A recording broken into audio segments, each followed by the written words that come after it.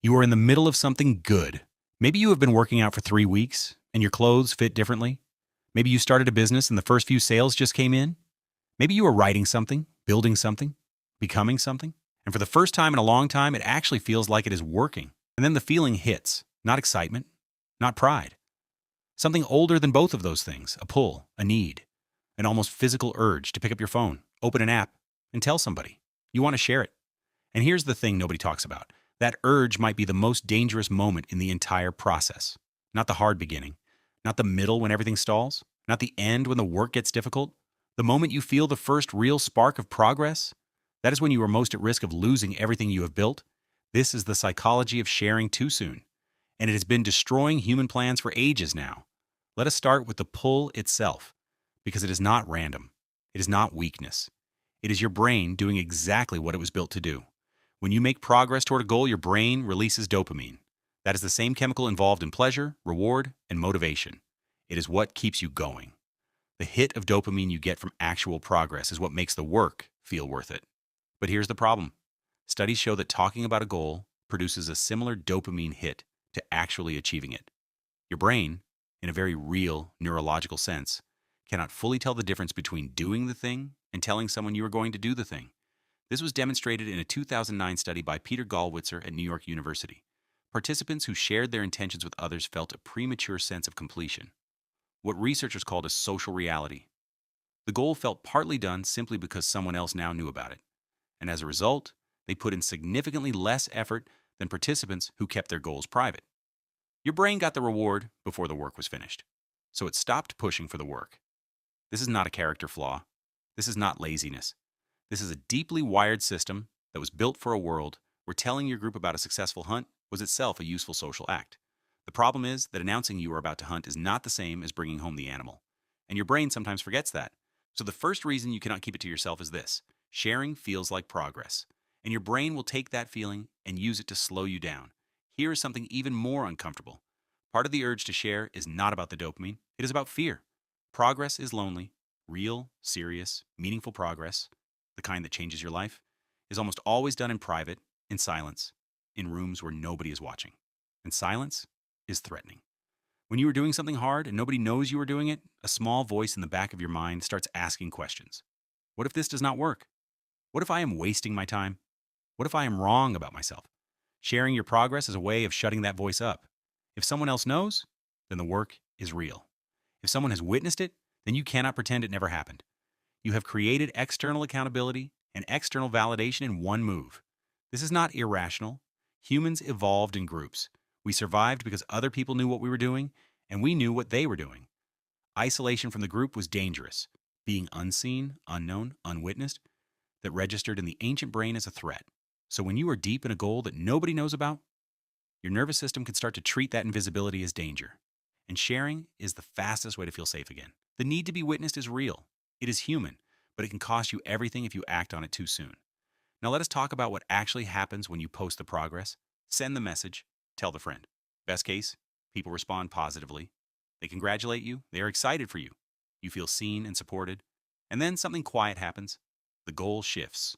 Before you shared, the goal was whatever you were building. The body, the business, the book, the life change. After you share, the goal slowly becomes maintaining the image of the person who is building those things. The work starts competing with the performance of the work, and they are not the same thing.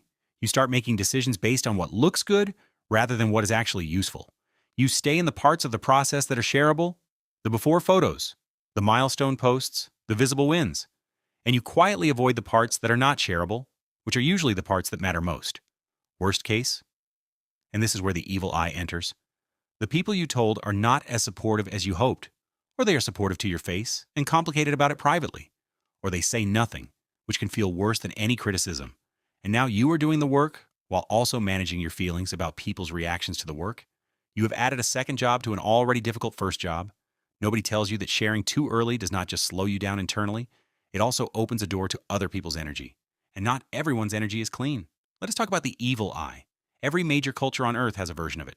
The Arabic Hasad, the Turkish Nazar, the Hebrew Ayin Hara, the Italian Malocchio, the Nigerian Ojukwu, the Greek Matiasma.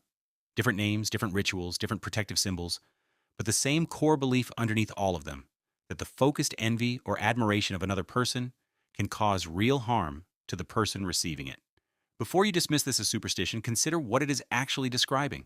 It is describing the fact that being seen, especially at a moment of visible success or progress, it changes your situation in ways that can genuinely hurt you, and that some of those changes come from the people doing the seeing. Now, here's where it gets interesting. Researchers who study social psychology, envy, and what is called the tall poppy syndrome have documented something that ancient cultures observed thousands of years ago without the language for it. People who display early success or visible progress frequently attract undermining behavior from their social circle, not always openly, often quietly, in the form of small, discouraging comments, withdrawal of support, increased scrutiny, or a subtle shift in how the relationship operates. A 2010 study published in the Journal of Experimental Social Psychology found that people who were perceived as moving ahead of their peers were more likely to be the target of social sabotage, not from strangers, but from people who knew them and cared about them. This is not evil. It is envy.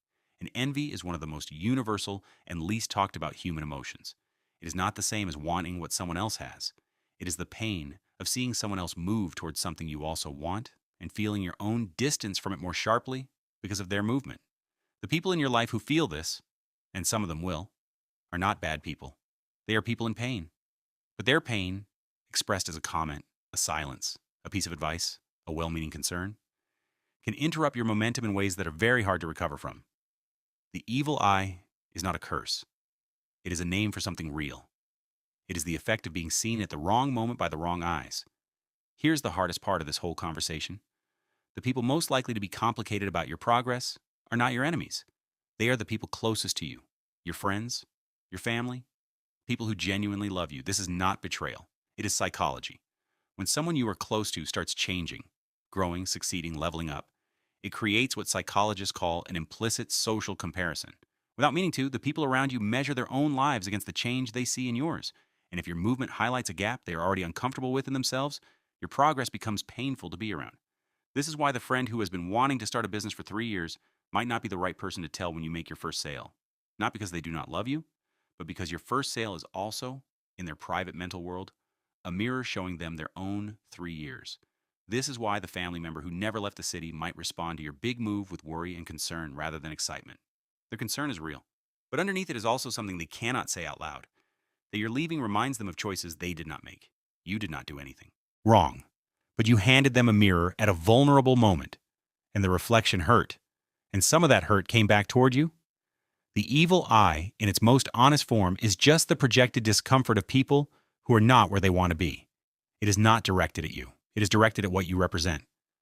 But it lands on you anyway. So what do you actually do with all of this? You do not become paranoid. You do not disappear into secrecy and trust no one. That is not wisdom. That is isolation. And isolation kills creativity faster than any amount of envy. What you do is this. You become very selective about what you share, when you share it, and who you share it with. There's a concept in West African philosophy and across many older cultures that does not have a perfect English translation, but roughly means protect what is still growing. A seed does not announce itself before it becomes a tree. You do not show someone your foundation and call it a house.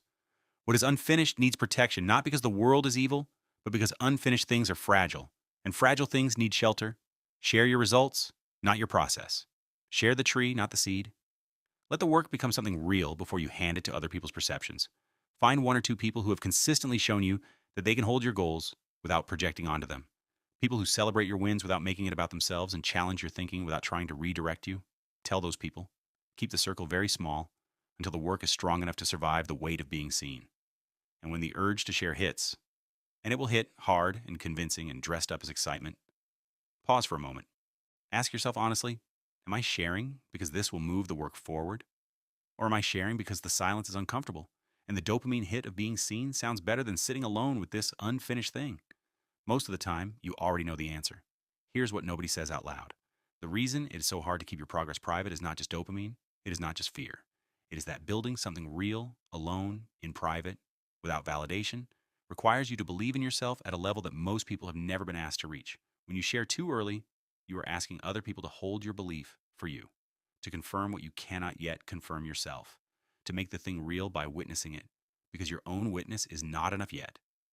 And that is the real work underneath the work, learning to be your own witness, learning to let the silence be evidence of something building rather than proof that nothing is there. Learning that the most important things you will ever do in your life will spend their most critical period completely invisible to everyone but you. The evil eye is real. Other people's energy is real. Envy is real and quiet and everywhere. But none of it can touch what nobody can see. Keep it close until it is ready. Then show them everything.